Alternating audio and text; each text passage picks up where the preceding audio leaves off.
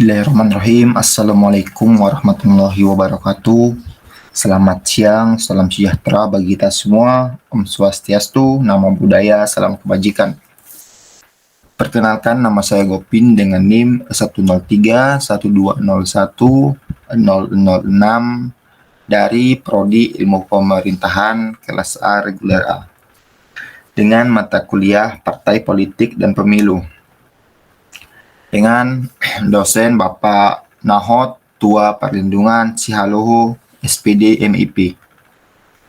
Adapun tujuan pembuatan video ini adalah untuk pemenuhan tugas dari ujian tengah semester mata kuliah Partai Politik dan Pemilu.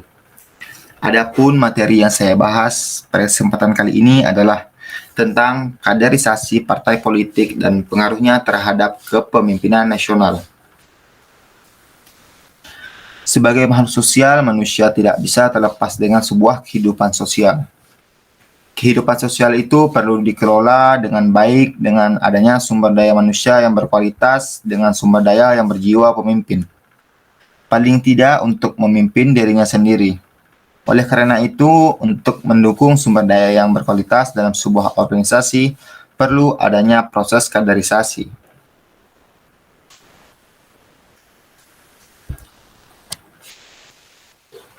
Bung Hatta pernah menyatakan bahwa kaderisasi merupakan kerangka kebangsaan, karena kaderisasi sama artinya dengan menanam bibit untuk menghasilkan pemimpin bangsa di masa depan. Pemimpin pada masanya harus menanam.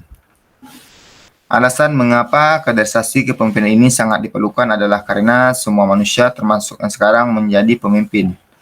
Suatu saat pasti akan mengakhiri kepemimpinannya, baik dikehendaki maupun tidak.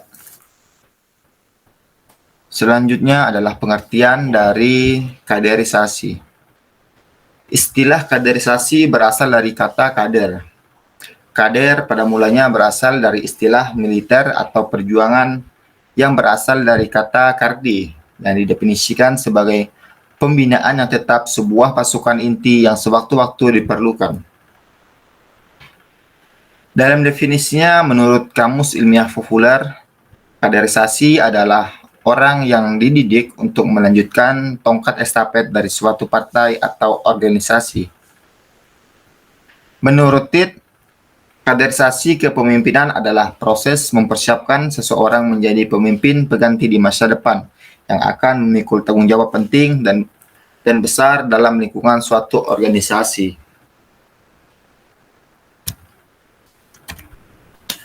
Terdapat 5 faktor yang menjadikan mengapa kaderisasi kepemimpinan ini sangat diperlukan. Yang pertama adalah adanya ketentuan periode kepemimpinan seseorang dalam sebuah organisasi. Yang kedua, adanya penolakan dari anggota kelompok yang menghendaki pergantian kepemimpinan, baik secara wajar maupun tidak wajar. Yang ketiga ialah proses alamiah, yakni usia yang menjadi tua dan kehilangan kemampuan memimpin, atau dalam istilah lain adalah pensiun. Yang keempat adalah kematian. Dan terakhir ialah dapat membentuk organisasi dengan perkiraan dalam jumlah ketersediaan pemimpin yang diperlukan di masa depan secara berkesinambungan. Di dalam proses kaderisasi terdapat 2 proses. Yang pertama adalah kaderisasi informal. Dalam kaderisasi informal, proses yang dilakukan dapat dilihat dari proses kehidupan sehari-hari manusia, baik itu di lingkungan masyarakat maupun di lingkungan bebas. Hal ini dilihat dari kehidupan kanak-kanak hingga remaja sebagai proses pembentukan jati diri sehingga memiliki keunggulan dan kemampuan bersaing dalam setiap aspek kehidupan bermasyarakat. Dalam kaderisasi informal terdapat beberapa kriteria atau indikator yang memperlihatkan kelebihannya, yaitu berkepribadian positif, gigih, mempunyai loyalitas atau kesetiaan, mempunyai dedikasi terhadap organisasi, memiliki sifat dan sikap pasrah terhadap Tuhan Yang Maha Esa sebagai penentu yang mutlak. Yang kedua ialah kaderisasi formal.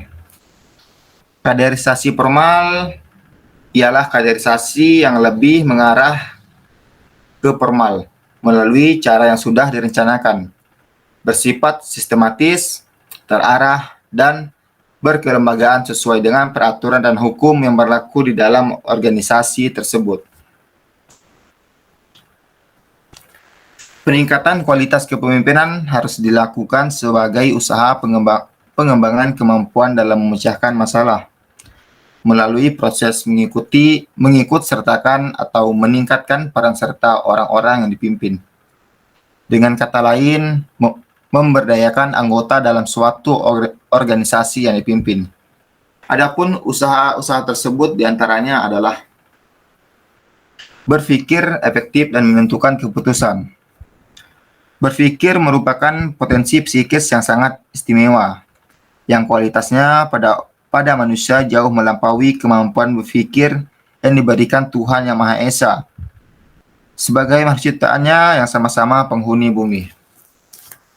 Yang kedua ialah mengkomunikasikan hasil berpikir.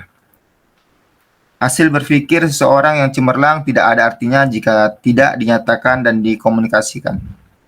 Dengan demikian, sebagai seorang pemimpin, hasil berpikir tersebut dapat diungkapkan ke publik agar dapat menggerakkan organisasi.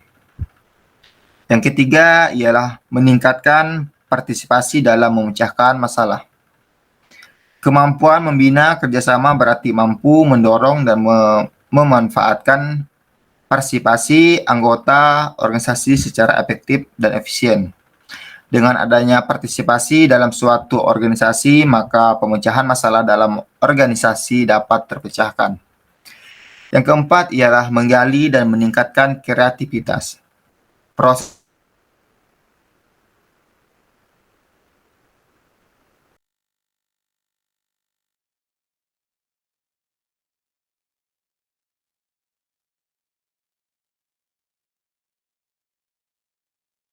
kualitas kepemimpinan ini akan memberikan hal yang positif dalam menciptakan pemimpin baru bagi organisasi. Kaderisasi sebagai tempat untuk menciptakan pemimpin baru yang memiliki kualitas untuk menjalankan organisasi agar dapat terus maju dan berkembang. Sekian presentasi dari saya, kurang lebihnya saya mohon maaf. Akhir kata saya ucapkan terima kasih. Wabillahi taufiq wal hidayah. Wassalamualaikum warahmatullahi wabarakatuh.